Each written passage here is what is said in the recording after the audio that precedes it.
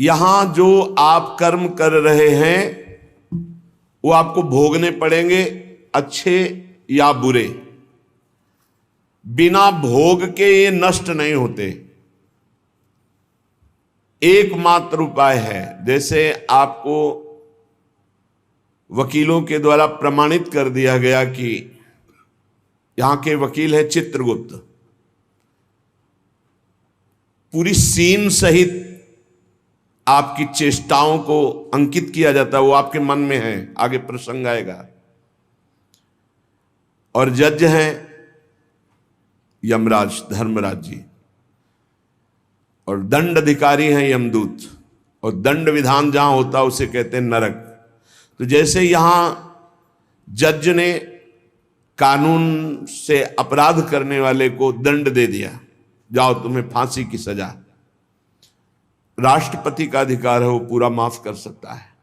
ऐसे ही राष्ट्रपति हैं भगवान श्री हरि। अहम त्वाम सर्व पापेभ्यो मोक्षयिष्यामि मा शुचा। अगर शुभ अशुभ कर्मों से बचना चाहते हो तो एकमात्र उपाय भगवान की शरण में होकर नाम जप करो, अन्यथा अवश्यमेव भोक्तव्यम कृतम कर्म शुभाशुभम। सुमति जी अपने पिताजी को बता रहे, यमदूत ने कहा महाराज, मृत्युलोक में मनुष्य जो पुण्य और पाप करता है बारी बारी से उसे भोगना पड़ता है। बहुत ध्यान से सुनोगे तो आपको बड़ी सावधानी प्राप्त हो जाएगी। जो छोटी मोटी गलतियां आप हंसी खेल में करते हैं वो भी आपको दंड भोगना पड़ेगा। ये पाप और पुण्य बिना भोगे नष्ट नहीं होते कि आपने पाप कर दिया और दान दे दिया तो वो पाप कट गया, ऐसा नहीं है। पुण्य का अलग विभाग होगा, पाप का अलग विभाग होगा। अगर काट सकते हैं तो सिर्फ भगवान काट सकते हैं, भगवान का भजन काट सकता है, दूसरा नहीं। लाखों जन्मों में जो तुमने पाप और पुण्य किया है, जो एकत्रित है, उसका नाम है संचित कर्म। संचित पाप और पुण्य, और उससे जब मनुष्य शरीर मिलता है या जो शरीर मिलता है उससे जो हिसाब निकाल करके कुछ पुण्य और कुछ पाप, उसे प्रारब्ध भोग कहते हैं। फिर यहां कर जो नवीन कर्म किया जाता है उसे क्रियमाण कहते हैं। मनुष्यों के लिए जो उनका जमा हुआ पाप और पुण्य है वो अंकुरित होकर बढ़ता रहता है, ब्याज दर ब्याज। बहुत दुर्गति होती है, इसीलिए बहुत जन्म हम भोगे तो भी अपने संचित कर्म को नहीं भोग सकते। जैसे बीज मिट्टी और जल की आकांक्षा करता है तभी वो उत्तम वृक्ष रूप धारण करता है, ऐसे ही पाप और पुण्य उसे प्रेरित करके पुनः पाप करवाता है, प्रेरित करके पुण्य पुनः पुण्य करवाता है। अगर पाप कर्म में रहती है तो पाप पर पाप, पाप पर पाप, और ये एकत्रित होकर वृक्ष रूप होकर समय स्थान वो निश्चित करेगा। पाप तुम्हें कहां दंड देना है, समय स्थान। बुरी दशा आने के पहले बुद्धि बदली जाती है, उसकी बुद्धि बदल दी गई। आप ना आवे आप पर ताई तहां ले जाए, वो वहीं ले जाएगा, उसी स्थान पर मारा जाएगा, उसी स्थान पर जो दंड उसे मिलना मिलेगा। जैसे आपने छोटा पाप किया तो आपके चलते समय पैर में कांटा चुभेगा और दुख होगा। कांटा निकाला गया, थोड़ी दिन वहां दर्द रहा, खत्म हो गया, आपका पाप क्षय हो गया। छोटा पाप कोई, आगे बताया जाएगा कौन कौन से पाप से कैसे कैसे दंड मिलते हैं। अब अगर आपसे थोड़ा बड़ा पाप बना है तो वही पैर में लोहे की कील बनकर चुभेगा, कांटे की जगह लोहे की कील, अधिक दुख होगा। और बड़ा पाप बना है तो खजूर का कांटा, बड़ा कील, ऐसे आपके पैर में चुभ।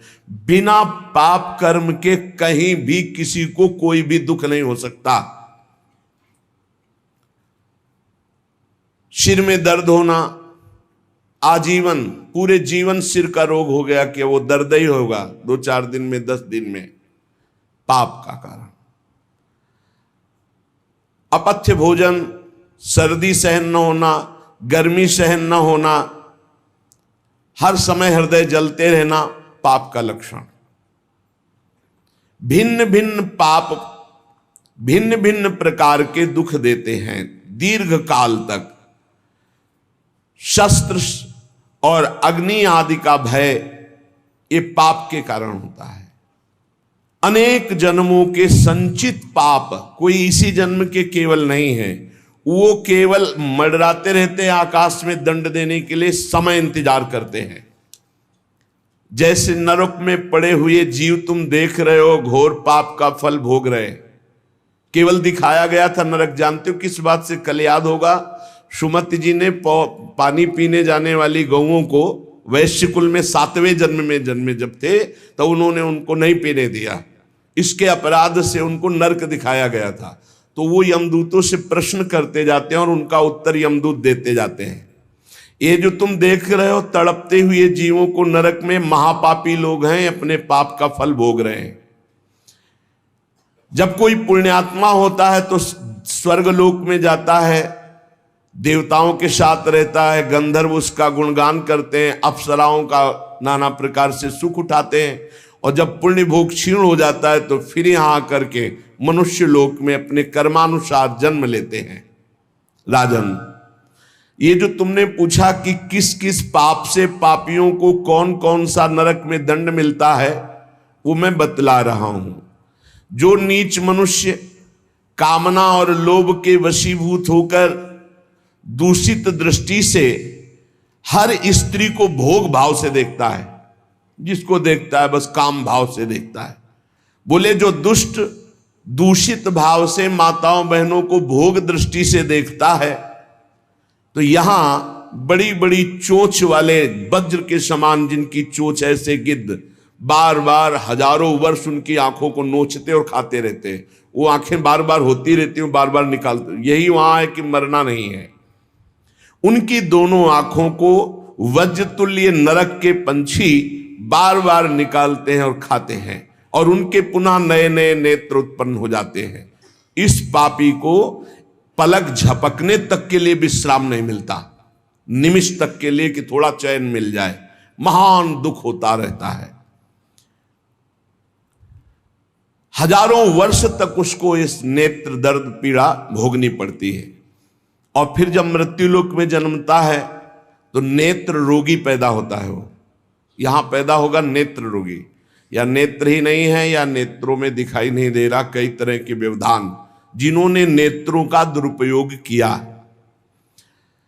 अब जिन लोगों ने, जिनको तुम देख रहे हो इनकी जबान काटी जाती, बार बार जबान नोची जाती है, ये वही लोग हैं जो शास्त्र का गलत उपदेश किए हैं, गलत अर्थ किए हैं, अपनी वासना की पूर्ति के लिए शास्त्र का गलत प्रयोग किए हैं, जो किसी को गलत सलाह दी है तो इनकी जबान बार बार छोटे छोटे हिस्से में तलवार से काटी जाती है। शास्त्र का उल्टा अर्थ बताया, उसकी जबान को वहां हजारों वर्ष काटा जाता है। खिलवाड़ नहीं, प्रश्न उत्तर कर देना। अगर आपका उत्तर गलत है तो आप नरक जाएंगे। प्रश्नकर्ता तो आप पर श्रद्धा करके पूछ रहा है और आपने मनमानी उत्तर दे दिया और वैसा आचरण कर दिया तो उसको पाप नहीं लगेगा, पाप आपको लगेगा क्योंकि आपने आदेश किया है और आपकी दुर्गति हो जाएगी।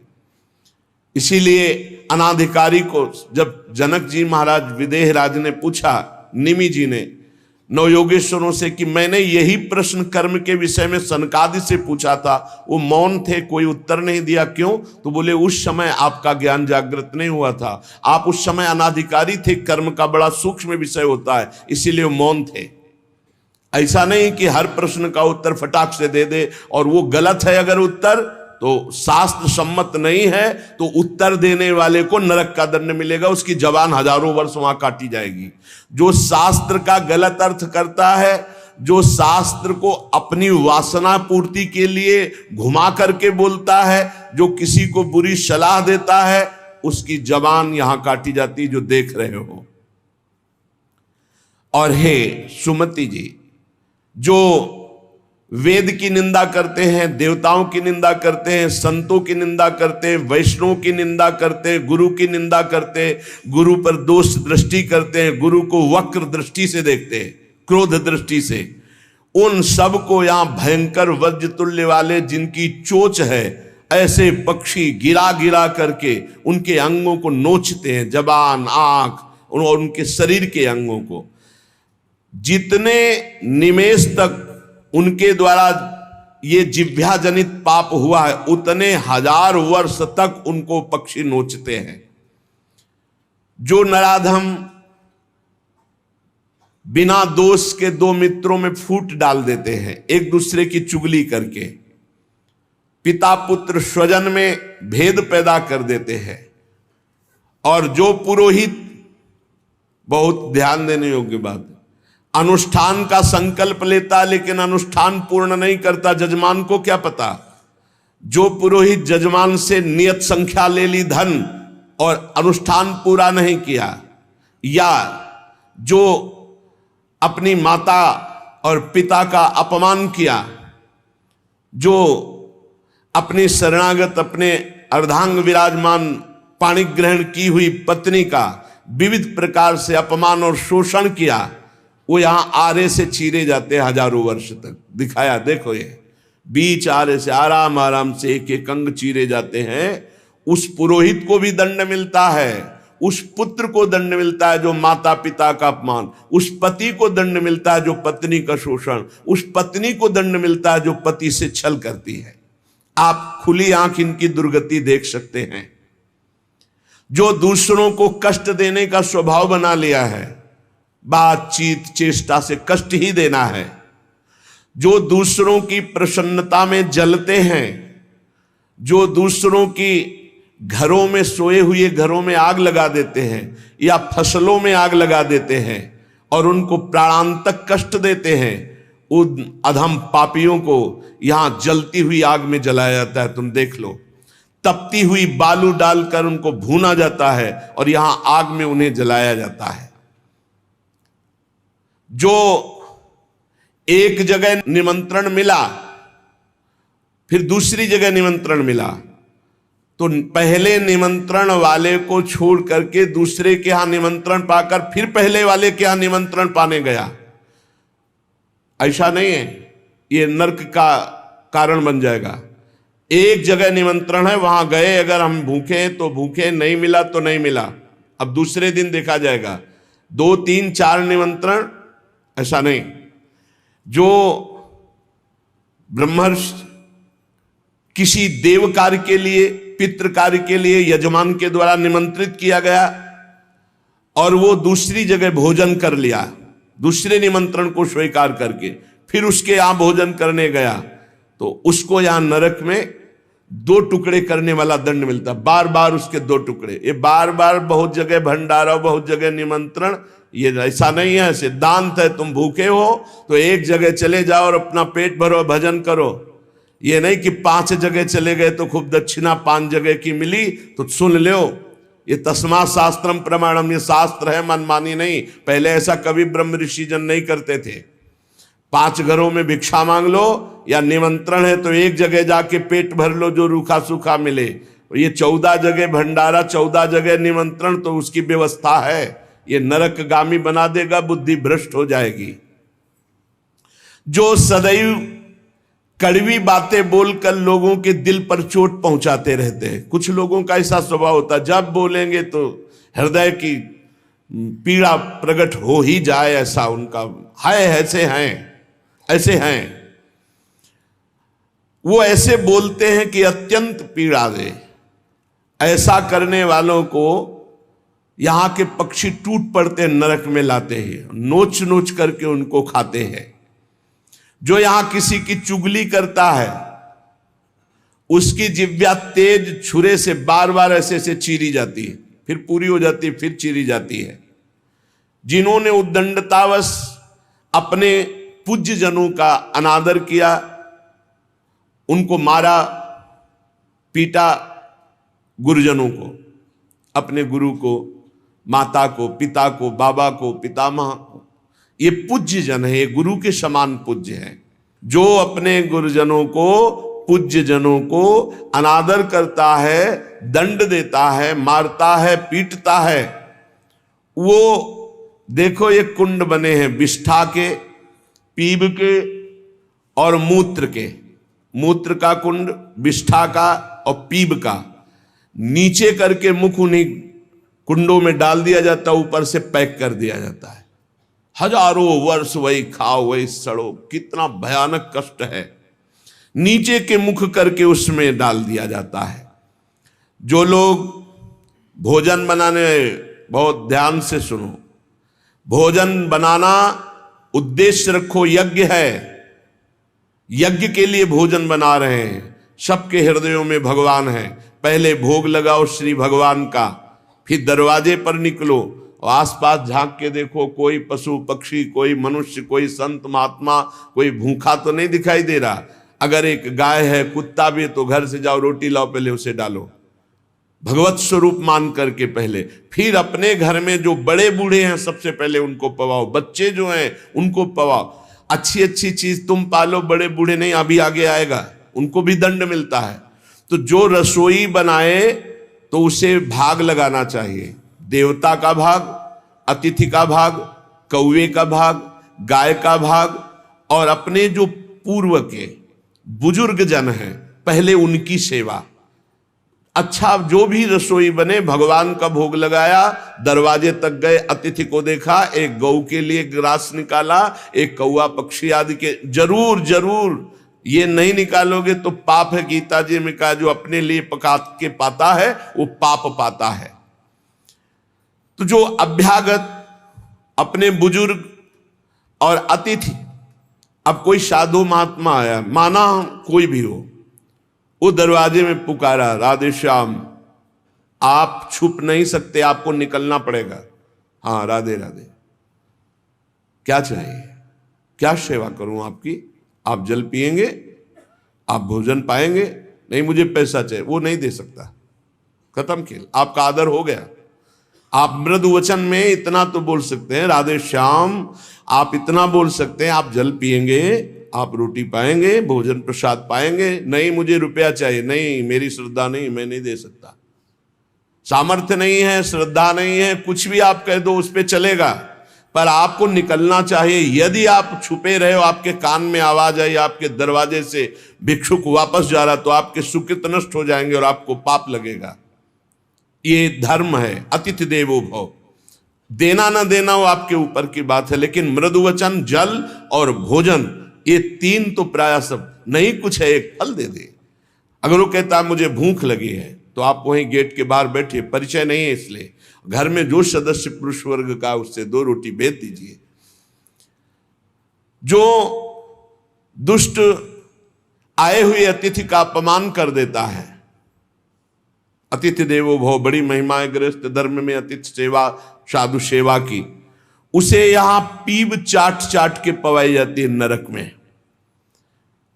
उनका बुरा हाल होता है। बहुत सावधानी, इसीलिए धर्मात्मा पुरुष एक एक कार्य को बहुत धर्मपूर्वक, जो यहां दूसरे के भाग का अपहरण कर लेते हैं।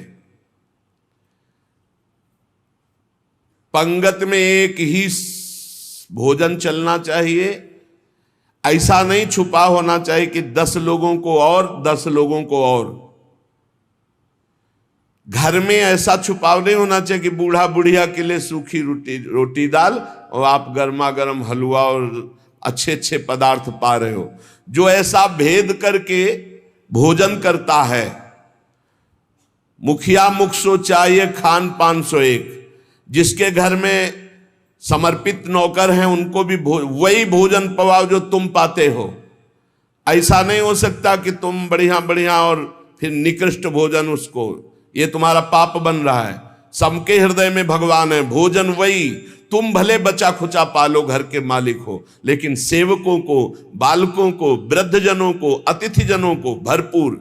ये धर्म का ज्ञान अगर नहीं है तो फिर कह रहे हैं कि शरीर बड़ा भयानक मिलता है और मुंह सुई की नोक के बराबर होता है। अब वो इतना भूख से व्याकुल होता है, पर उसको खाने को क्या मिलेगा? वही गंदी चीज और सुई की नोक के, और हाथी जैसा शरीर, और भूख से वो तड़पता रहता है। ऐसा हजारों वर्ष नरक में मिलता है। जो लोग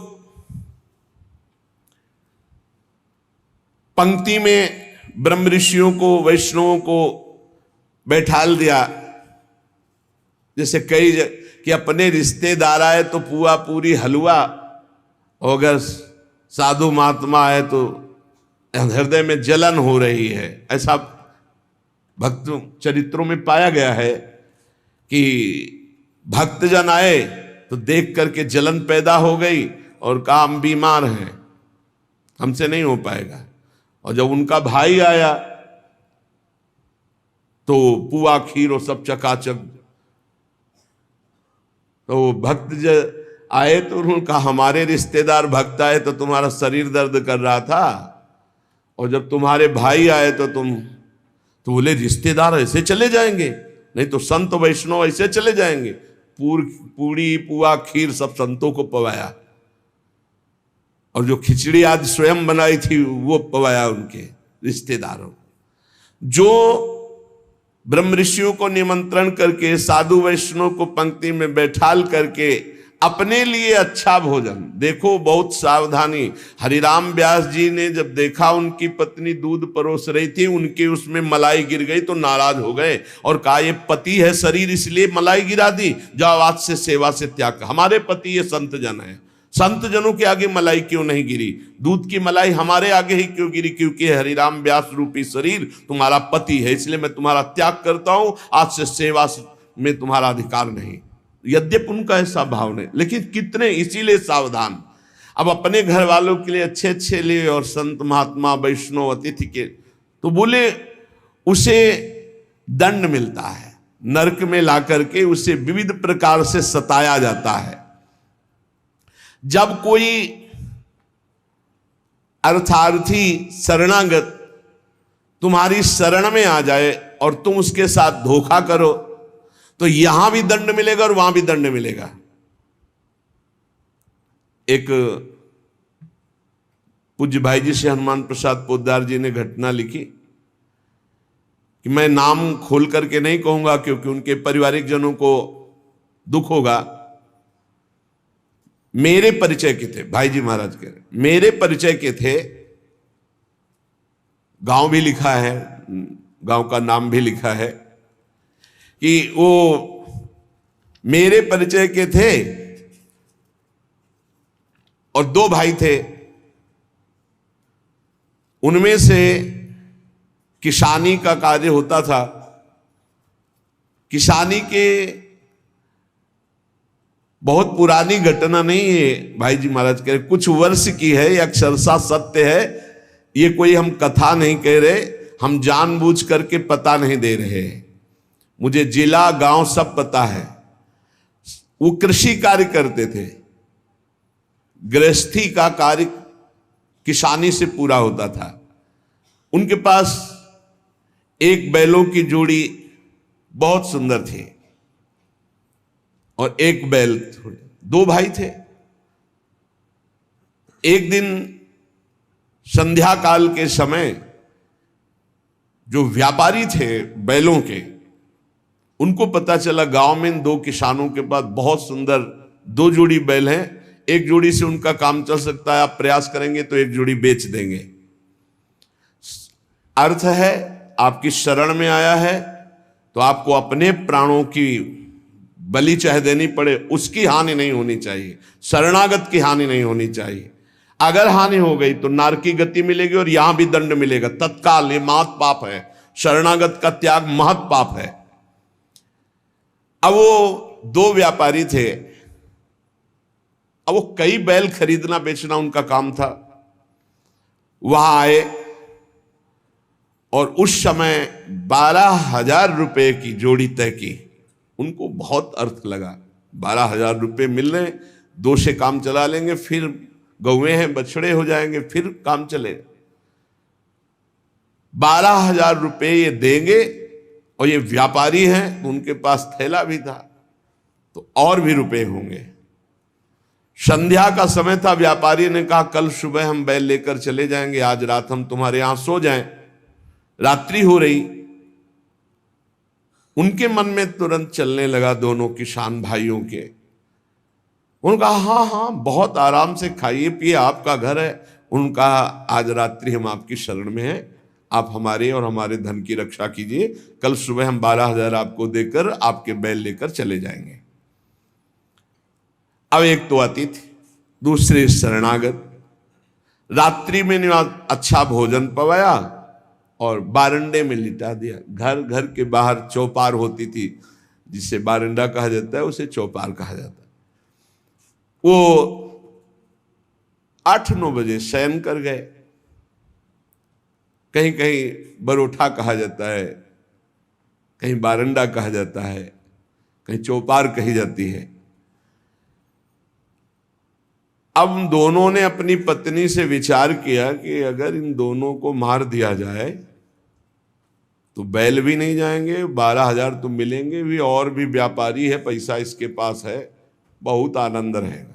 ये भाव बिल्कुल नाशकारी, क्योंकि उस शरण में है तुम्हारी, वो अतिथि है, बिल्कुल। ये तो मतलब लोक परलोक तत्काल नष्ट कर देता है, तत्काल। इसे महत् पापों में कहते हैं। और महत् पाप तत्काल प्रभाव दिखाता है, तत्काल। वो ऐसा नहीं कि नरक जाओगे वो बाद की बात, तत्काल तुम्हें दंड देगा। ये महत् पाप तत्काल दंड देता है। उनके हृदय में हत्या करने का पूरा विचार बन गया, पाप भरी योजना।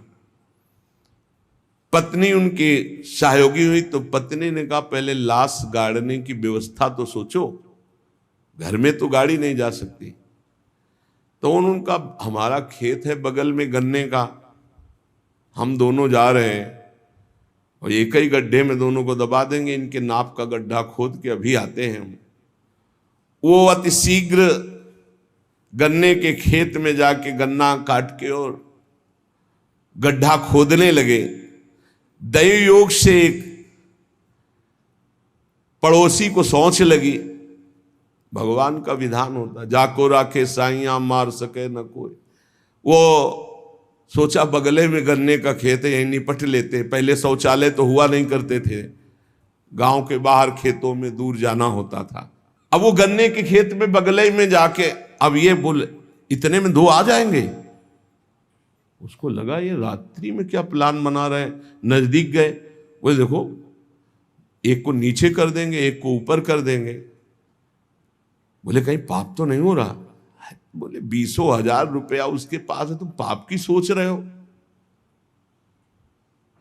उनको जो सोच गया था उसकी सोच तो हो गई। उसने सोचा कोई घटना हो रही, तो उनका दोनों को मार करके इसी में गाड़ देंगे, 2 गड्ढे खोदने की जरूरत नहीं। अच्छा 2 हैं और देखो कोई जानेगा नहीं, बरोठे में ही तो पड़े हैं और सो गए होंगे। फौरन उसने जल से पवित्र हुआ, भागा, उनके घर में गए, पड़ोसी ही था, वहां दोनों को जगाया और कहा ये अभी चलो हमारे साथ, कहाँ तुम्हारा पैसा, पैसा ले लो। और वो भगवान की प्रेरणा से बचाने के लिए तो उनको संशय भी नहीं हुआ, फौरन अपने झोला लिए जिसमें रुपया रखे थे और वैसे ही गद्दा बिछा हुआ, वैसे ही रजाई रखी हुई अपने घर में ले गया और कहा इन दोनों भाइयों ने मारने का प्लान और गड्ढा खोद दिया है, चुप यहीं शांत में। और उनके दोनों के एक एक लड़के थे जो नौटंकी देखने गए थे गांव के। कर्म बड़ा निकृष्ट संकल्प किया था, इसलिए पाप कर्म प्रेरित करके उन लड़कों के मन में है कि हमें नाटक अच्छा नहीं लग रहा, छोटे जगह चलो यार, हमें अच्छा नहीं लग रहा, हमें सोने का मन है। दोनों मस्ती से बातचीत करते हुए आए तो देखा बरोठे में गद्दा बिछा है और रजाई। तो उनका शायद माता पिता ने सोचा हो कि रात्रि में पता नहीं कब ये आएंगे तो दरवाजा खोलना पड़ेगा, यहीं सो जाते हैं। दोनों मुंह ढक करके उसी में सो गए। अब वो दोनों, भगवान का विधान बड़ा विचित्र होता है, दोनों गड्ढा खोद करके आए, अपनी पत्नी से कहा काम हो गया, गड़ासा निकाल, गड़ासा निकाल। बोले तू पैर पकड़, भाई से कहा तू खोपड़ी पकड़। अंधेरे का मामला, कोई बिजली तो गांव में रहती नहीं थी। दोनों पुत्रों को काट दिया और मैं गद्दा और रजाई सहित समेट के गड्ढे में तोप के।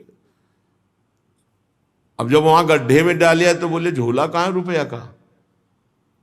बोले हमने तो सोचा था सिराने ही होगा। बोले गद्दा रजाई तो लपेट के नहीं डाले? बोले पक्का नहीं, ऐसा कैसे हो सकता है? बोले रुपया कहाँ है? अब वो तो बड़े चिंतित कि जिसके कारण मारा वो रुपया नहीं।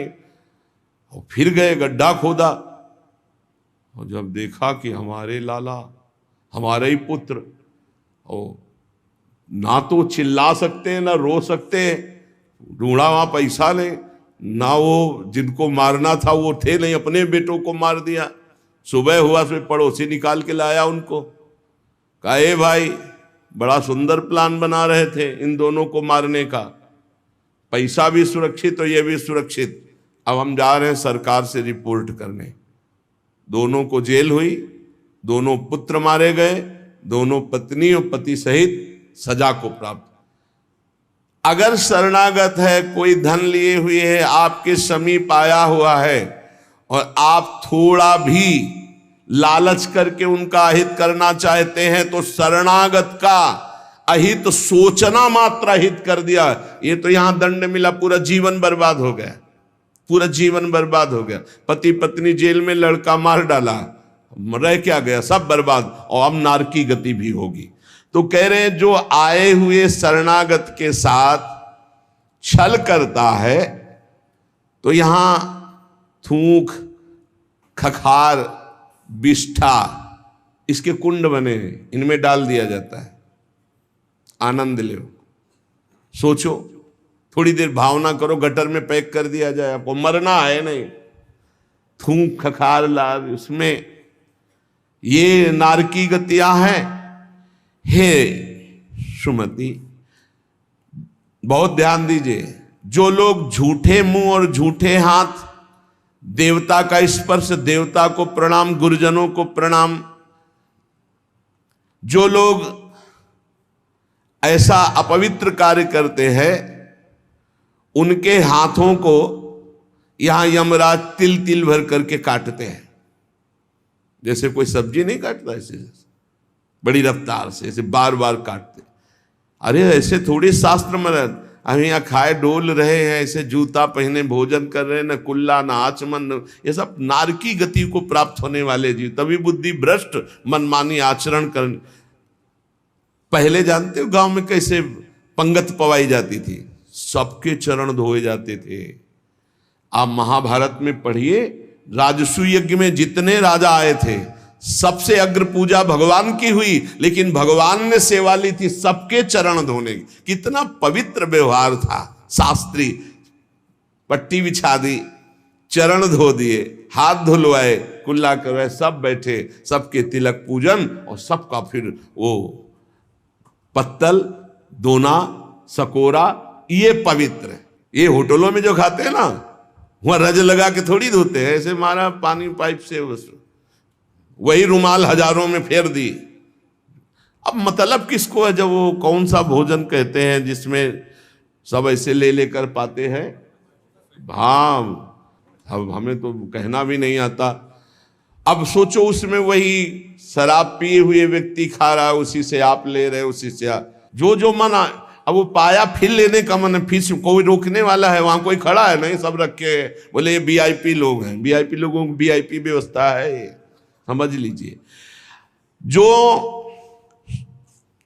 जूठे मुंह होकर के या भगवान सूर्य चंद्र की तरफ करके लघु शंका करते हैं, सूर्य उदय है, सूर्य भगवान की तरफ, चंद्र भगवान की तरफ, भगवत विग्रहों की तरफ लघु शंका करते हैं, तो उनके आंखों में आग का अंगार रखा जाता है, ऐसे बार बार चीखते जलते हैं। जो जेठ होकर अपने लघु भ्राता की पत्नी के साथ गलत, पिता होकर अपनी पुत्री के साथ, भाई होकर अपनी बहन के साथ, या गुरु पत्नी के, ऐसे लोगों को तपाई हुई लोहे की स्त्री के साथ बेड़ियों से, लोहे की ऐसे जंजीरों से जो जलती हुई, उसी में जकड़ दिया जाता है। बहुत तुम्हारी बुद्धि भ्रष्ट हुई थी, जो बहन बेटी और पवित्र संबंध भी नहीं तुम्हें दिखाई दिए, तो उसमें लपेट दिया। लोहे की स्थिति धधकती हुई आग, लोहे की जंजीरों से बांध दिया। त्राहिमाम पुकार रहा है, हजारों वर्ष बंधा रहे, मरना तो है नहीं। जकड़ दिया जाता, आग का अंगार आसो पास उसके रख दिया जाता है। उसके पूरे के पूरे शरीर में बार बार दाह आग होती है, चिल्लाता है। ऐसे नराधमों को यहां बहुत दंड दिया जाता है। यमदूत कहते हैं, जो अपने कानों से गुरु की निंदा सुनता है, जो अपने कानों से वैष्णवजनों की निंदा सुनता है, जो दूसरों की निंदा सुनकर के हर्षित होता है, ऐसे पापियों को यमदूत जो लाते हैं यमराज के, वो तपाया हुआ लोहा उनके कानों में डाला जाता है। बार बार तपाया हुआ लोहा, बार बार। गुरु निंदा सुनी, संत निंदा सुनी, वैष्णव निंदा सुनी, सुनने वालों को, और बड़े हर्षित होते। जब किसी की निंदा होती ना, तो कुछ लोग ऐसे हर्षित होते जैसे उनको सम्राट पद मिल रहा हो। अरे पर निंदा के किए ते आवत नहीं कछुआत, मूर्ख पर्वत पाप को ले चल अपने साथ। यहां विलाप करते हैं, पर यहां यमदूत स्वयं कह रहे हैं, हम लोगों के हृदय में दया तनिक भी नहीं है, और क्रोधित होकर उनको और कष्ट देते हैं। जैसे वो विलाप करते हैं तो क्रोधित होकर और कष्ट देते हैं। जो देव मंदिर में जमीन लगाई गई या किसी ऋषि मुनि को दान में दे दी गई, या कोई सभा भवन है सार्वजनिक, जो इनको तुड़वा कर उनकी जमीन हड़प लेते हैं, उस जगह अपना निवास स्थान बना लेते हैं, उसका प्रयोग करते हैं। यहां यमदूत उन्हें ला करके धीरे धीरे उनके शरीर की खाल उधारते हैं।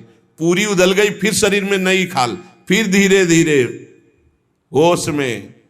ये नहीं कि देवालय की लगी हुई संपत्ति का प्रयोग कर लिया, या देवालय को विध्वंस कर दिया, या सभा भवनों को विध्वंस करके अपने लिए अपना कब्जा, तो फिर ये वो चीखते चिल्लाते, पर यहां दया नहीं है। जो गौ के स्थान में, पवित्र स्थान में जल में मल त्याग करते हैं, जैसे नदी है, कोई सरोवर है, या गौशाला है, या देवालय है, उसकी सीमा में मल त्याग करते हैं। यहां के बड़े बड़े कौवे जिनकी लंबी चोंच होती, उनकी गुदा द्वार से आते खींचते हैं बार बार, बहुत होश में।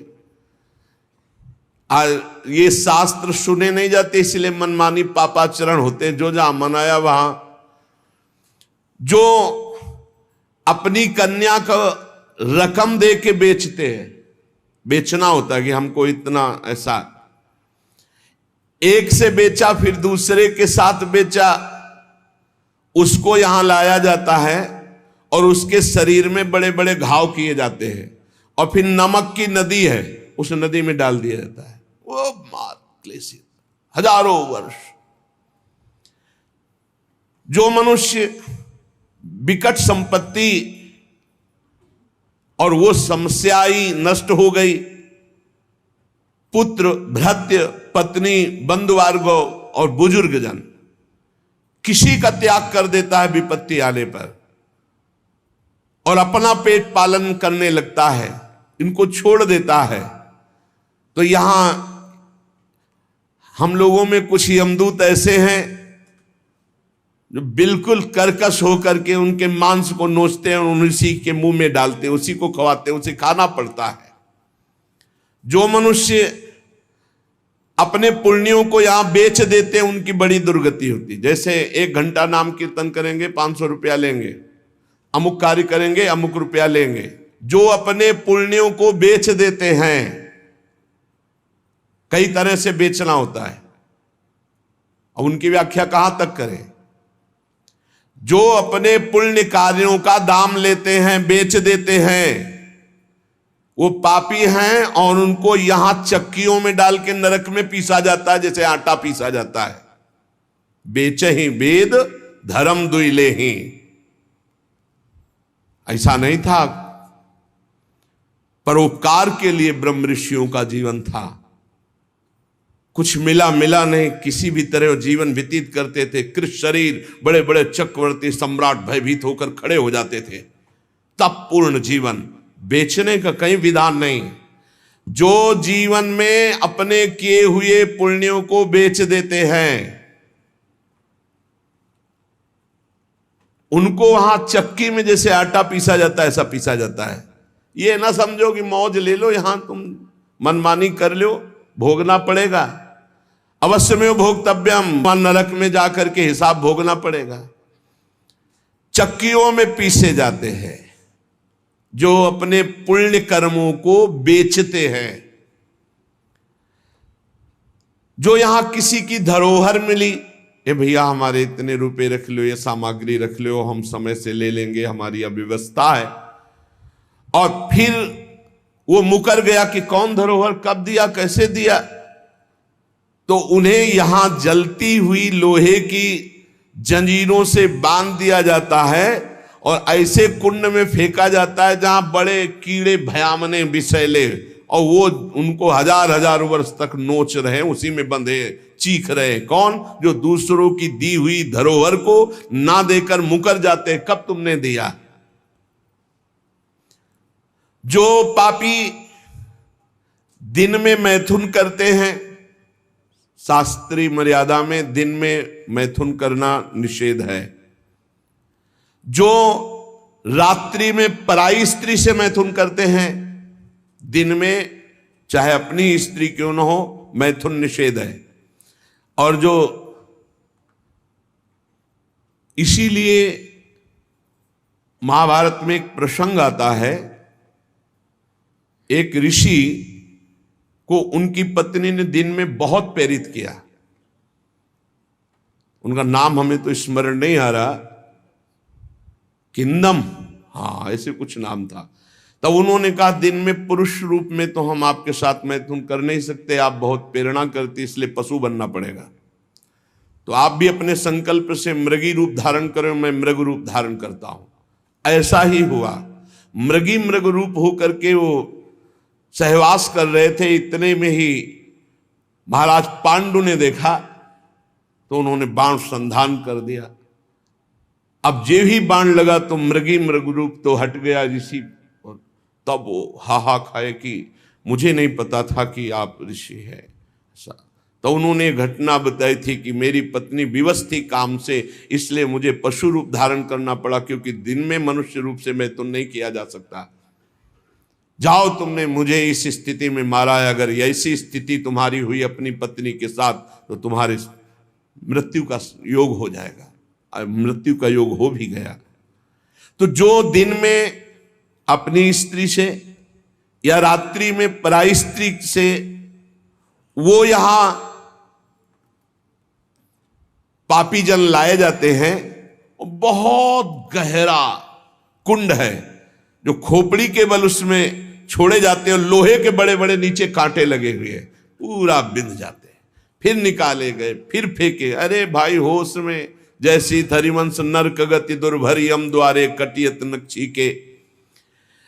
और जो सदैव नई नई भोग प्रवृत्ति के लिए नवीन नवीन स्त्रियों को फंसाते रहते हैं और उनसे सहवास करते हैं, तो यहां एक बहुत बड़ा वृक्ष है सेमर का जैसा, और उसमें बहुत ही विषैले कांटे हैं। उस पापी को उसमें जबरदस्ती खींचा जाता है, बार बार नीचे बार बार ऊपर, करो आलिंगन। अधिक मात्रा में वो खून से लथपथ होकर जहरीले कांटे लगने से व्याकुल होकर त्राहिमाम पुकारता है। जो लोग पराई स्त्रियों को फुसलाकर उनके सतीत्व को नष्ट करते हैं, जो लोग अपने धन के घमंड